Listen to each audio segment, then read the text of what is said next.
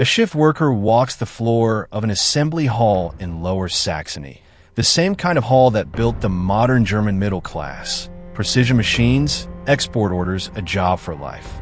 This is the country that turned making things into an art form and got rich doing it. So here's the part that stops you.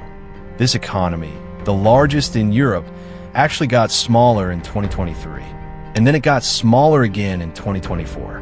Back to back, the first time it's happened in 2 decades. Not a crash. There was no panic, no headline crisis. Just an engine that quietly stopped pulling. Put those 2 years on a chart and the strangeness sharpens. For most of the last decade, Germany grew. Not fast, but steadily, plus 2.8% as recently as 2017. Then it flatlined, and then it went negative twice. Minus 0.9% in 2023, minus 0.5% in 2024. For comparison, the United States grew almost 3% in both of those same years, and even France managed better than 1%. So this isn't the whole world slowing down. Something specific broke inside Germany. The rest of this video is the 6 charts that show what. To understand why, you have to understand what kind of economy this is, because it's not like America's. In the United States, manufacturing is about 10% of the economy. The rest is services, tech, finance. In Germany, manufacturing alone is 18% of GDP, nearly double. And industry as a whole is more than a quarter of everything the country produces. Germany didn't diversify away from the factory floor. It doubled down on it. That's a superpower when the world wants German cars and German machines. It's a single point of failure when it doesn't. When the factories cough, the whole country catches cold. So watch the one number that matters most for a factory economy. How much its factories actually produce. This is Germany's Industrial Production Index, where the year 2015 equals 100. It climbed through the 2010s and peaked at 105 in 2018. It never got back there. By 2024, it had fallen to 91.5, below where it started nearly a decade earlier.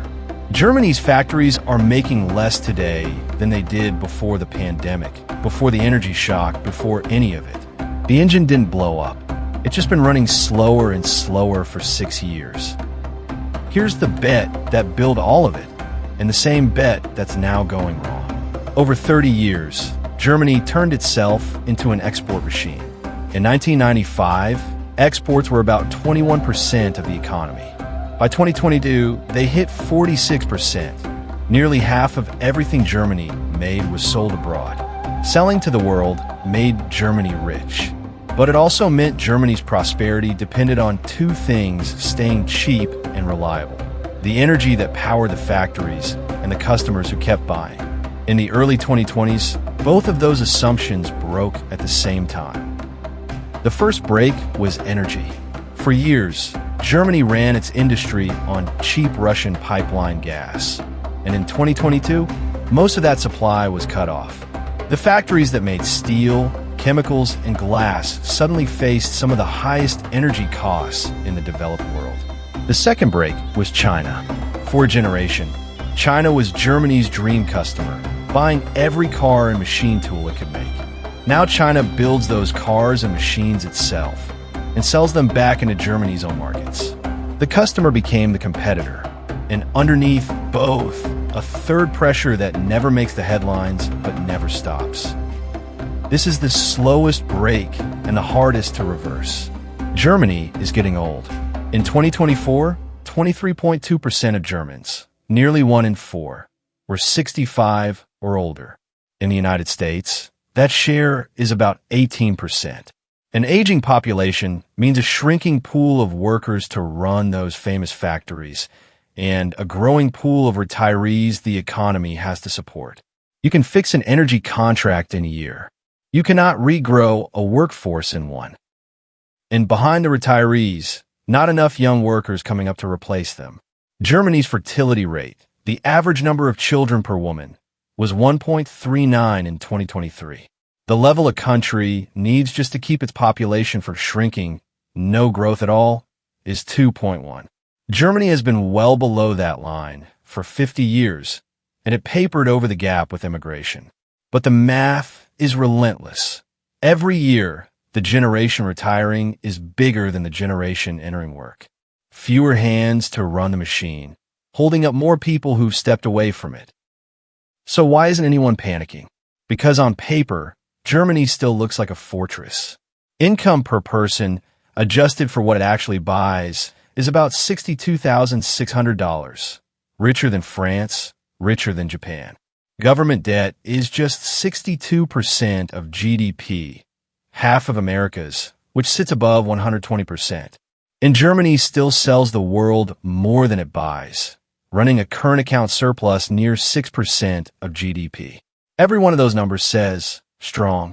That's exactly what makes this dangerous. The dashboard reads fine while the engine loses power. And that's the real shape of a quiet breakdown.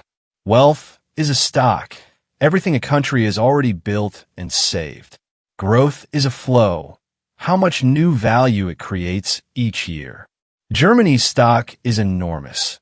The savings, the surplus, the low debt, the reputation. But its flow has stalled. A rich country that stops growing doesn't collapse.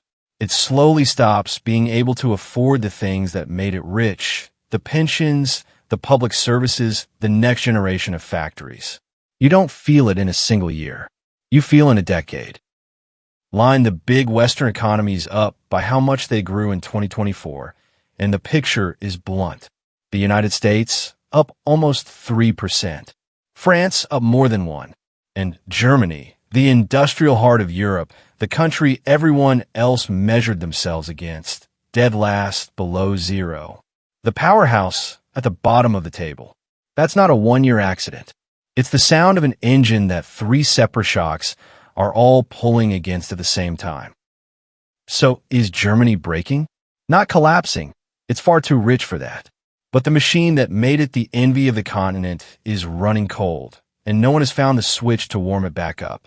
Cheaper energy, a younger workforce, a new answer to China. Each one is a decade-long project, and the clock is already running. If you want the 6 charts and the source behind every number in this video, they're linked in the description.